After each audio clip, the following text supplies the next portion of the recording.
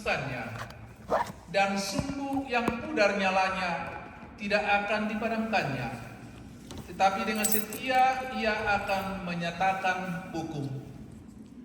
Ia sendiri tidak akan menjadi pudar dan tidak akan patah terkulai sampai ia menegakkan hukum di bumi. Segala pulau mengharapkan pengajarannya.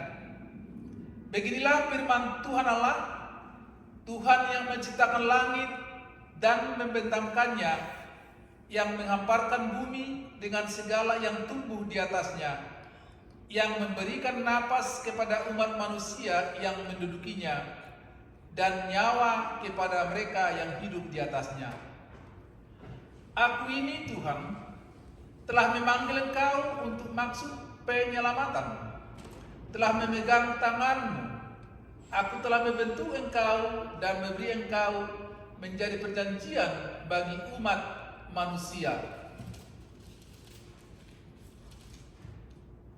menjadi terang untuk bangsa-bangsa, untuk membuka mata yang buta, untuk mengeluarkan orang hukuman dari tempat tahanan, dan mengeluarkan orang-orang yang duduk dalam gelap dari rumah penjara. Aku ini Tuhan, itulah namaku. Aku tidak akan memberikan kemuliaanku kepada yang lain, atau kemasyhuranku kepada patung. Nubuat-nubuat yang dahulu sekarang sudah menjadi kenyataan. Hal-hal yang baru hendak kuberitahukan. Sebelum hal-hal itu muncul, aku mengabarkannya kepadamu. Demikianlah pembacaan firman Tuhan. Saudara-saudara yang terkasih dalam nama Tuhan Yesus Kristus, kita sekarang lagi memasuki minggu Epifania, yang artinya penyingkapan. Dalam bahasa Batakna, Hapapatar, Minggu Hapapatar. Jadi saya sekarang di sini kebetulan ada dongan situa dari Jakarta ini, agak ini juga kita ini berkhotbah ini. Tapi nggak apa-apa lah ya, ulah-ulah ya. Oke, ini Yesaya adalah seorang nabi yang nomor 2 terpanjang tulisannya di dalam Alkitab. Pertama yang paling panjang kan Mazmur, baru Yesaya. Jadi nomor 2 terpanjang. Dan juga Yesaya adalah orang yang paling lama melayani di kerajaan Yehuda. 5 raja di dalam pelayanannya: Azaria, Jotam, Ahaz, Hizkia, dan Manase. 5 raja. 5 raja itu lalu. Jadi Yesaya melayani sekitar 55 tahun. Sebenarnya ada satu lagi, si Daniel, 75 tahun, tapi si Daniel melayani di Babilonia. Kalau Yesaya melayani di Yehuda. Itulah Yesaya. Dan kalau kita berbicara Yesaya ini, kenapa sampai Yesus mengutip kutipan Yesaya di Yesaya 67 itu? Luar biasa ini. Nabi yang satu ini.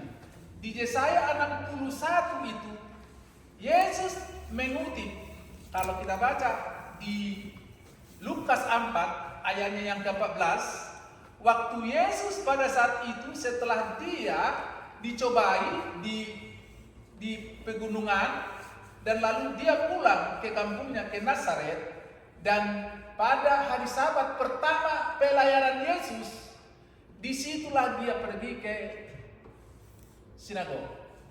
Dan orang-orang yang di situ memberikan buku Yesaya kepada Yesus.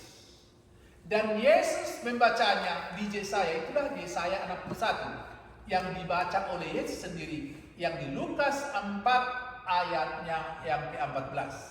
Apa dikatakan di situ? Kita bisa baca. Yesaya 61 ayat 1. Roh Tuhan Allah ada padaku, oleh karena Tuhan telah mengurapi aku. Ia telah mengutus aku untuk menyampaikan kabar baik kepada orang-orang sengsara dan merawat orang-orang yang remuk hati, untuk memberitakan pembebasan kepada orang-orang tawanan dan kepada orang-orang yang terkurung kelepasan dari penjara.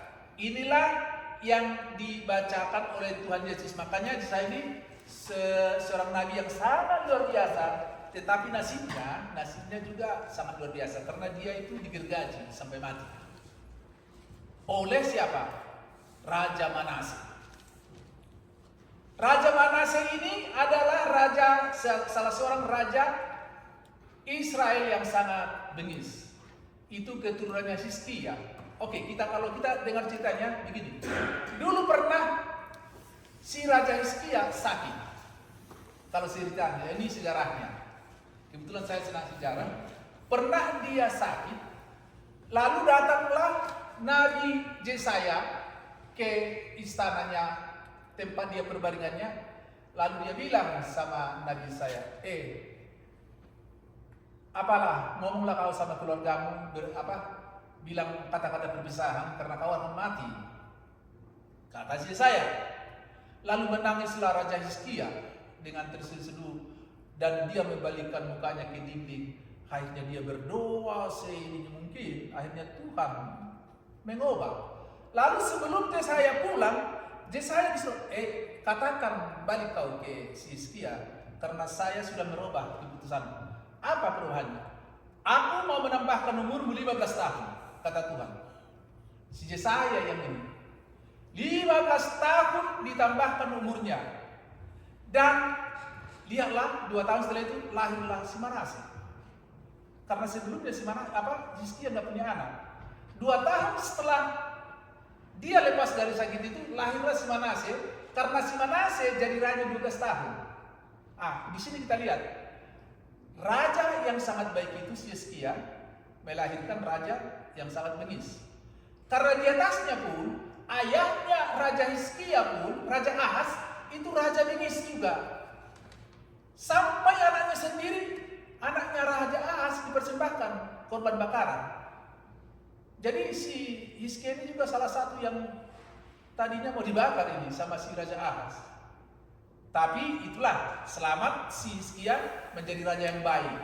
Jadi begitulah raja-raja setelah itu baik dan bengis, baik dan bengis. Salah satu yang paling baik raja Israel sama dengan raja-raja Daud, itulah si Hizkia.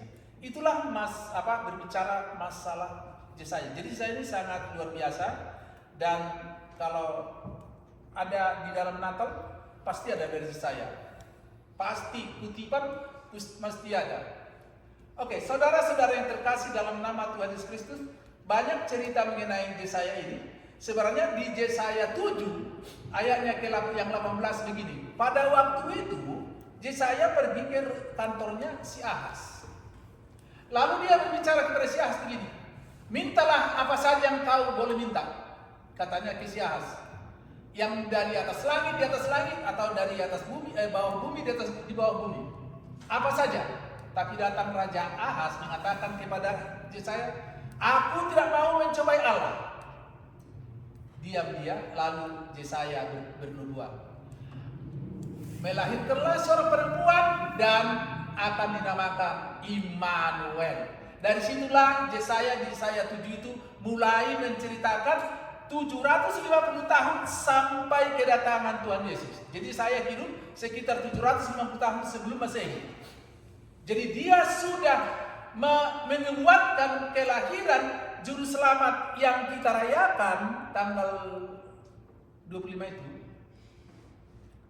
di minggu-minggu Natal itu, 750 tahun sebelum lahirnya Yesus.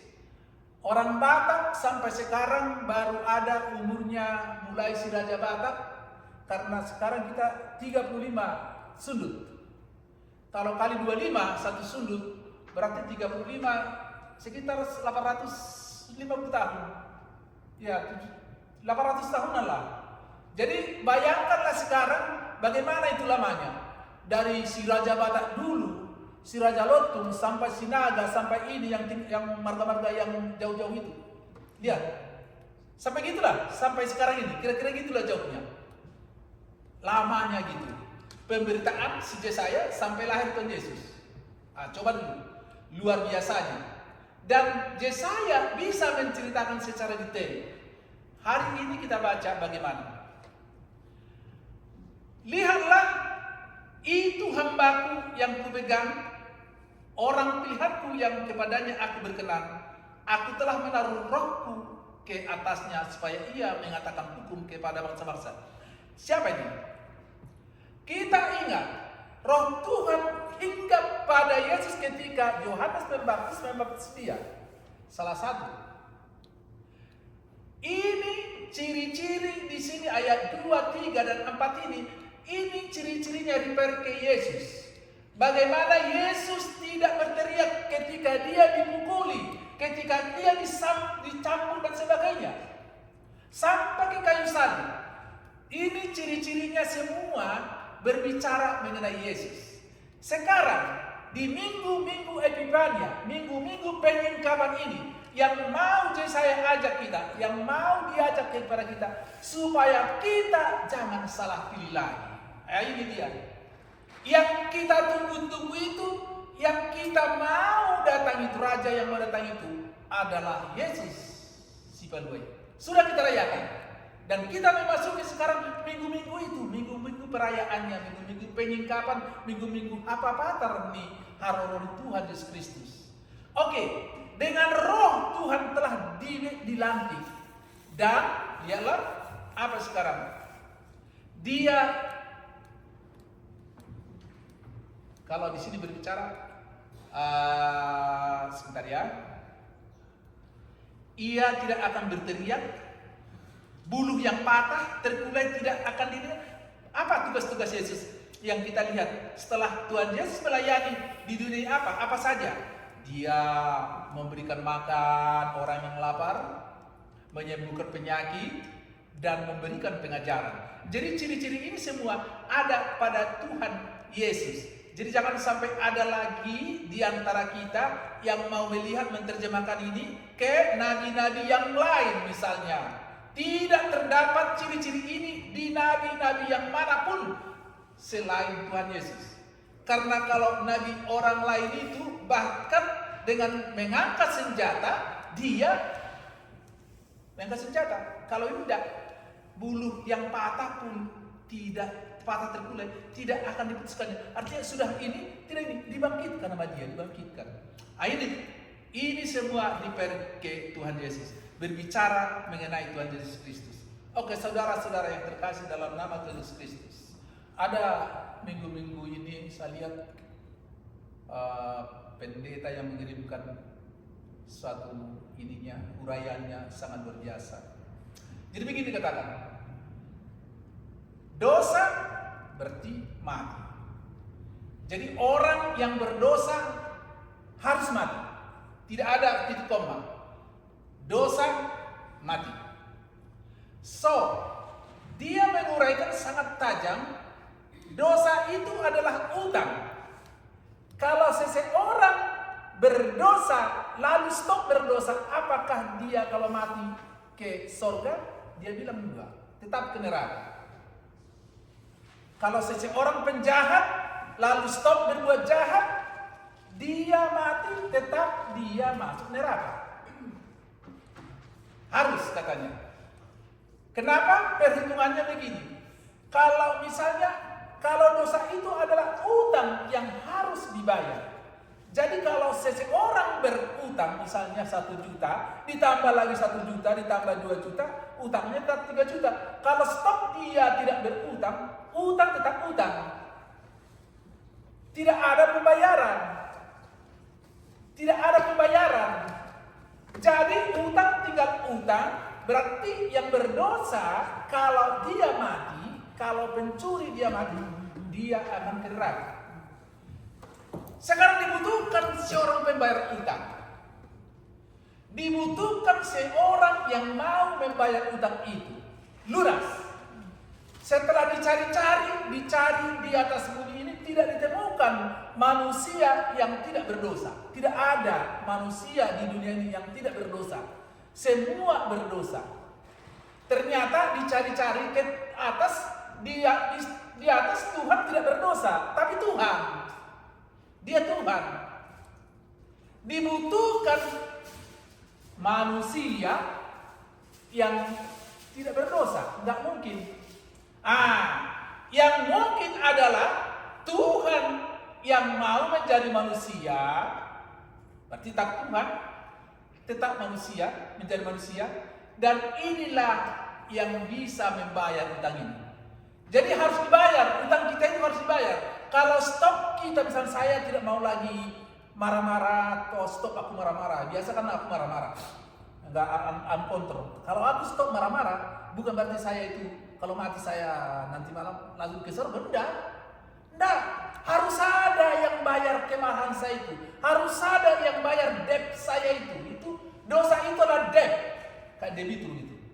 Debt collector kayak gitulah. Harus dibayar. Manusia setelah dicari tidak mungkin menemukan yang tidak berdosa. Dari pernah lahir, pernah aku bilang kan, manusia yang pernah lahir di dunia ini dari dulu sampai sekarang baru ada, saya cek 17 bilion orang. Tidak ada yang tidak berdosa, semua berdosa. Jadi manusia yang pernah lahir di dunia ini, yang pernah walaupun aborsi dan sebagainya, itu sekitar 17 miliar orang sampai sekarang hari ini. Dan tidak ditemukan satu orang pun yang tidak berdosa.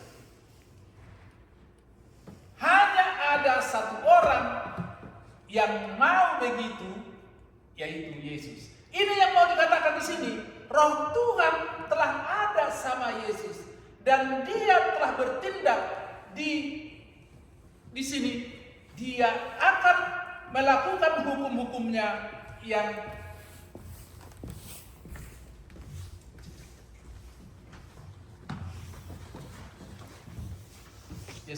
ada ini teman kita harus ada sedikit dicek. Oke. Bapak, Ibu, saudara-saudara yang dikasihi Tuhan Yesus Kristus. Jadi kalau sekarang ini kita masih ada yang bingung, masih ada jalan ke Roma gitu, masih banyak jalan ke Roma, tidak satu gitu. Enggak, salah. Apalagi sekarang ini di zamannya Edis TV kan, sudah dibukakan semua sekarang ini. Asal mau kita sekarang klik sedikit, sudah terang benderang. Tidak ada lagi alasan kita sekarang, nggak tahu ini, nggak tahu itu, enggak. Sekarang sudah dibukakan. Ini zamannya sekarang terbuka semua. Tinggal kita mau enggak, pilihan kita ke Yesus enggak. Itu aja sekarang. Sudah terang benderang sekarang ini. Jadi tidak ada lagi sekarang tutupi bagaimana misalnya teman kita di sebelah, bagaimana mereka ini, bagaimana ini. Sudah terang benderang sekarang. Banyak sekarang orang-orang telah dipilih untuk menerangkan ini. Ini sangat bersyukur kita sekarang ini. Di zaman kita sekarang ini, kalau ada lagi orang yang saya tidak tahu gitu, udah luar biasa, itu akan masuk neraka. Pasti. Karena sudah ada. Semua zamannya sekarang sudah zaman digital.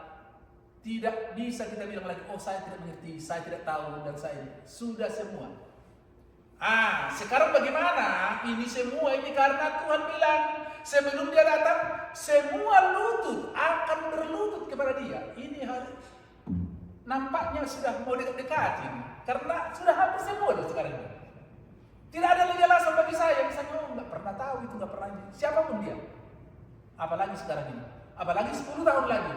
Bagaimana teknologi akan sangat berkembang 10 tahun lagi. Semua akan lebih berkembang. So, sekarang bagaimana ya? Apa yang mau kita ambil pelajaran dari Yesaya ini? Oke. Yesaya telah menceritakan bahwa Yesus Kristus itu akan datang, terbukti 750 tahun setelah dia berbicara. Sekarang Yesus Kristus sudah datang 2000 tahun yang lalu. Sekarang Yesus adalah jalan. Yesus adalah kebenaran. Tidak ada jalan, tidak bisa sampai kepada Bapa kalau tidak melalui aku. Dibilang, oke, bagaimana itu? Coba. Ada jalan lain? Tidak ada. Dari itu, marilah kita memberikan perhatian kita mengikut Yesus. Sekarang, bagaimana caranya mengikut Yesus? Oke, sebagai gereja kita sekarang, gereja yang kecil begini, kita udah Senin Kamis kelihatan. Saya bersama Mang Simanjuntak, ya inilah yang bisa kami lakukan. So, bagaimana gereja ini tetap menjadi saluran daripada firman Tuhan. Bagaimana supaya bisa gereja kita yang kecil ini menjadi saluran berkat Tuhan. Supaya itu dia.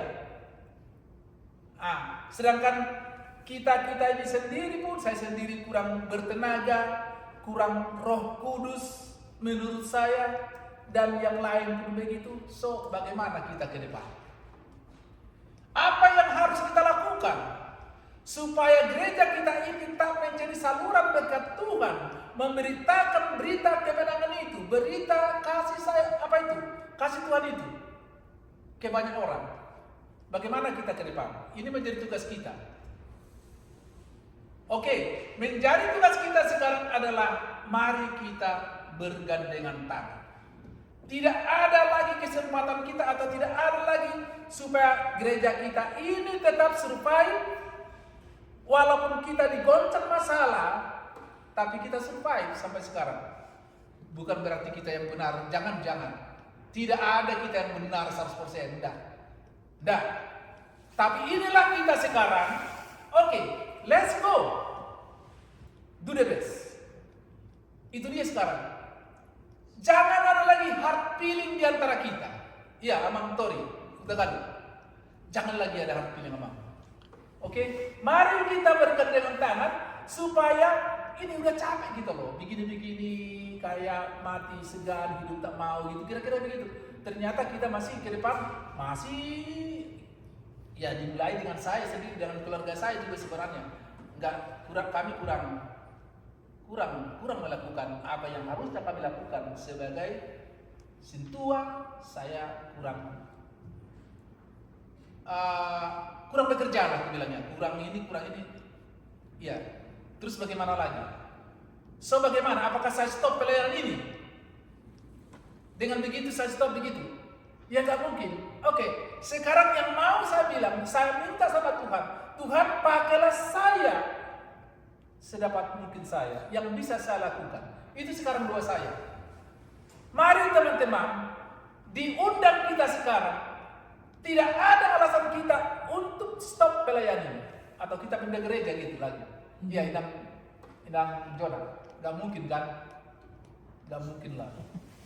Tugas kita di sini, bagaimana supaya gereja ini menjadi saluran berkat untuk banyak orang. Itu tugas kita sekarang. Karena Yesus Kristus telah datang dan memberitakan, tugas kita sekarang tinggal bagaimana caranya saling melayani di antara kita. Aku walaupun dari mulut saja, sorry dulu, hamba begitu ngomong aja tuh. Tapi kalau tidak ngomong nanti siapa yang ngomong gitu, susah juga kan. Walaupun saya ngomong aja, please saling mendoakanlah kita supaya gereja kita ini ke depan lebih baik lagi. Tidak ada yang mustahil bagi Tuhan kalau kita pelan-pelan bekerja. Tidak ada. Kalau kita mau pergi sekarang ke Yesus Kristus, 12 murid menjadi besar. Satu di antaranya pengkhianat. Oke? Jadi begitu. Jadi jangan kita jadi misalnya, waduh, mana mungkin kita kerja ini? Tidak. Percayalah, sepanjang Tuhan masih mau gereja HKBP ini menjadi saluran berkat di tempat ini, dimanapun di New York ini, di Amerika ini. Jadi, oke, saudara-saudara yang terkasih dalam nama Tuhan Yesus Kristus, kita sebenarnya sudah berbuat. Lihat, Amang Inang ini bukan menyombongkan dulu. Udah semermata. $2,000 kami kirim ke kebanjiran yang dia beli. Gereja kecil, yang kecil ini dengan bersusah payah panitia bisa berhasil kami aman. Jadi kecil-kecil ternyata kita bisa berbuat banyak. Gereja besar belum tentu bisa berbuat demikian. Saya berterima kasih banyak dengan panitia, dengan seksi-seksi semua. Bisa kita ternyata. Oke? Jadi jangan terlalu kita mendengarkan kata-kata orang lain, enggak. Berbuatlah kita. Apa yang bisa kita buat, itu aja. Ini semua yang kita bikin ini, mengirim itu, ini semua untuk apa yang dikatakan di sini, semua ini. supaya kerjaan Tuhan berjalan, supaya kerjaan Tuhan bisa kita sebarluaskan. Karena apa sebenarnya kerjaan daripada Tuhan itu adalah kasih. Jadi kalau buku ini diperas dari awal alfa sampai omega, awal sampai akhir, di sini kalau diperas ini ada cuman tinggal kasih. Kalau diperas ini semua intinya adalah kasih. Kasih dari siapa? Ada juga loh. Kasih daripada Tuhan Yesus Kristus. Oke, sekarang kita sudah ada. Kita sudah, roh Tuhan sudah ada pada kita sekarang. HKBP New York. Apa yang hendak kita lakukan untuk roh itu jangan sampai mati atau semakin mengecil di dalam diri kita. Roh Tuhan itu akan berbuah dan menyebar kalau kita mau menyebarkannya. Tinggal kita mau atau tidak. Jadi Abang Inang, saya sangat semangat gitu karena kita sebenarnya walaupun kecil ternyata kita berhasil. Si Dewi baru mengirimkan $2,000. Hari apa itu? Dari gereja kecil, cuma 15 orang. Jadi bukan kecilnya yang dilihat ternyata. Mau nggak? Ini bisa juga kita nanti gereja apa Bang? Smyrna, Abang Sinaga? Gereja Smyrna atau Philadelphia atau apa kita ini sekarang ini? Abang lihat dulu yang ngomong apa nih? Nggak tahu lah, saya kurang ini. Tapi kita salah satu dari contoh gereja itu. So, Amanginan, marilah kita tetap bekerja. Apa yang bisa kita bantu, apa yang bisa kita kerjakan dengan kasih Tuhan Yesus yang ada pada kita, berbuahlah kita. Buah kita harus dinikmati orang. Jangan buah itu hanya untuk kita. Banyak yang begitu kan? Dan saya mungkin begitu. Abang Marbul itu ada pasiennya 2, ada kerja begini, ada kerja begini, cuma begini, cuma begitu. Kan ada juga mungkin yang ngomong begitu. Enggak. Doakanlah supaya semua apa yang bisa kami kerjakan, yang kami bantu untuk kerja ini bisa berhasil. Oke, jangan kita saling, artinya lihat sekarang, kami ada pasien 2, ini si John sama si ini. Rencana 4. Hitung-hitung matematika, hitung sendiri. Oke, sekarang kita bagaimana? Ternyata bisanya kita di New York ini, yang tadinya kita pikir cuma di daerah Colorado yang bisa begitu. Pemikiran kita dulu begitu. Ternyata di New York juga bisa menciptakan duit di dalam rumah. Ini yang kita lakukan sekarang. Oke, mari kita bagi-bagi ilmunya.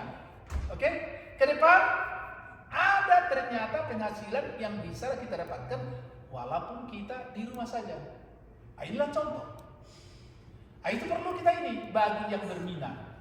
Jadi jangan tertutup kemungkinan, oh cuman begini saja, aku nggak ada surat, bukan surat yang menentukan panggilan, bukan. Tetapi mau nggak kita berbuat, gitu aja. Mau kita nggak berbuat. Banyak celah-celah yang bisa kita saling membantu. Mau nggak kita saling membantu? Itu aja.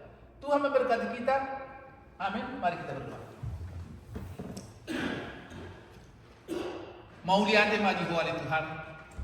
Nunga di tarik coko hatami Tuhami melalui Yesaya 42.